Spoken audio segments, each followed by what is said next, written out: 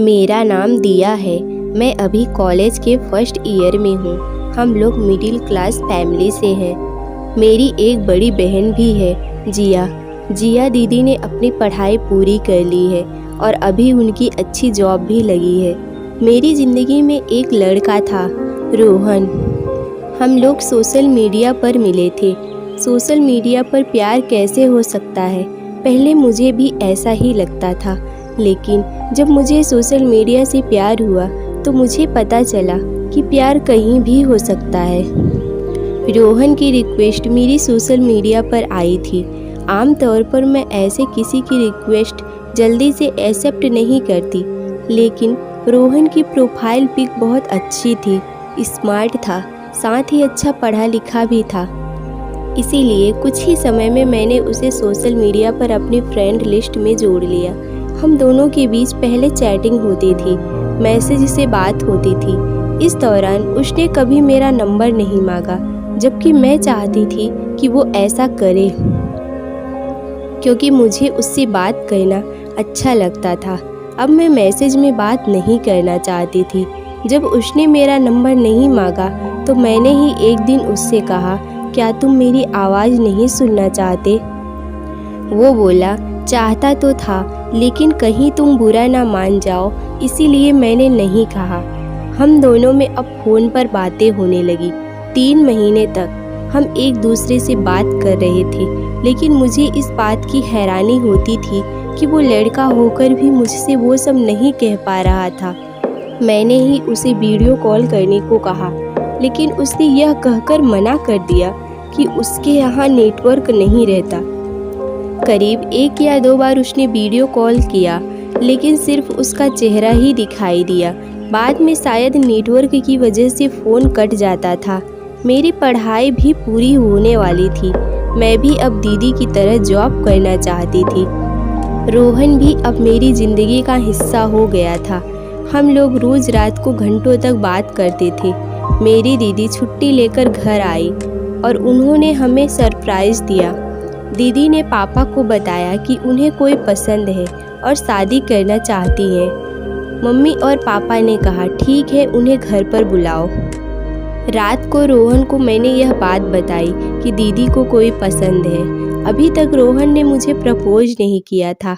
मैं चाहती थी कि वो करे, लेकिन मैं यह भी नहीं चाहती थी कि वो यह फ़ोन पर करे। और इस बार पहल करके मैं उसे नहीं बताना चाहती थी। मैं चाहती थी कि वो यह बात खुद करे। अगले दिन सुबह से ही तैयारियां चल रही थी। दीदी तैयार होने में लगे थे।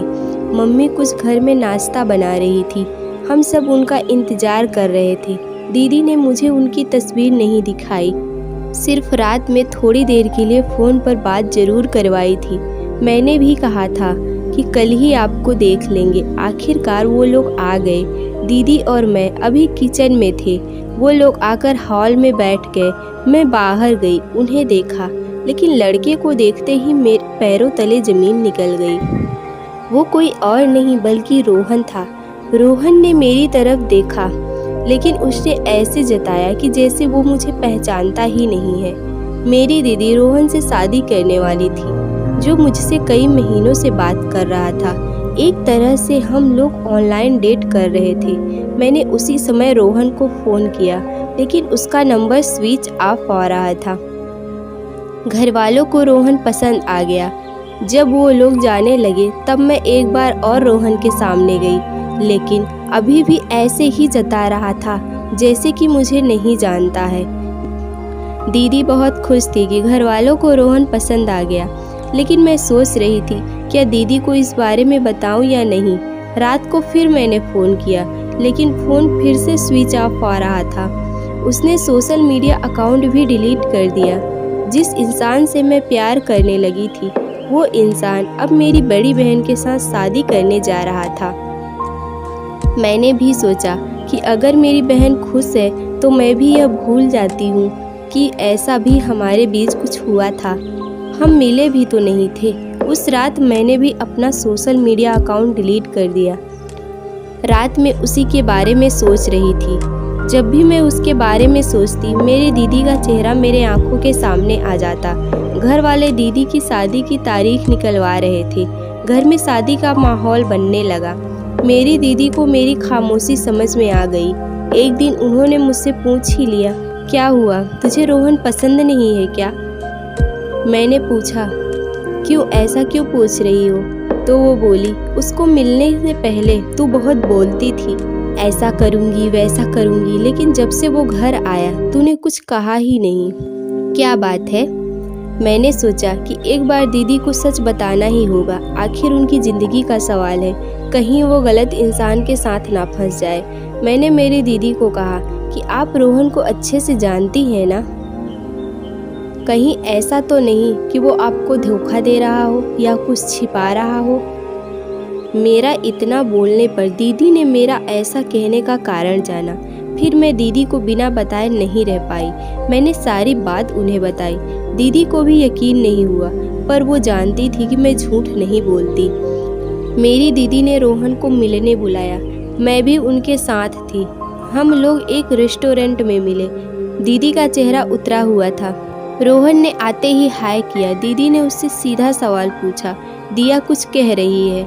रोहन अभी भी ऐसे जता रहा है जैसे मुझे पहचानता ही नहीं। दीदी ने कहा कि तुमने दिया को ऑनलाइन डेट किया, वो भी 6 महीने तक। तुम्हारी इससे वीडियो कॉलिंग भी हुई थी? रोहन ये सुनकर थोड़ी देर चुप रहा। फिर उसने कुछ ऐसा बताया जो मैंने सोचा भी नहीं था। रोहन ने कहा कि दिया को डेट उसने नहीं बल्कि उसके कुक ने किया था। उसके यहाँ एक लड़का आता था, उसका कुक राजू, जो उसके और उसके रूममेट के लिए खाना बनाता था। उस लड़के ने रोहन के नाम से और तस्वीर के साथ सोशल मीडिया पर आईडी बना ली थी।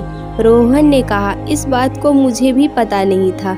लड़का अच्छा था, लेकिन मैं जब तुम्हें देखने तुम्हारे घर आने वाला था तब मैंने अपने दोस्तों को तुम्हारी प्रोफाइल पिक दिखाई थी। उस समय वो वहीं था जिसमें तुम्हारी बहन भी थी। वो उसी रात बोला कि वो अपने घर जा रहा है और जाते जाते वो माफ़ी भी मांग रहा था कि उसने मेरे नाम से ऐसा किया।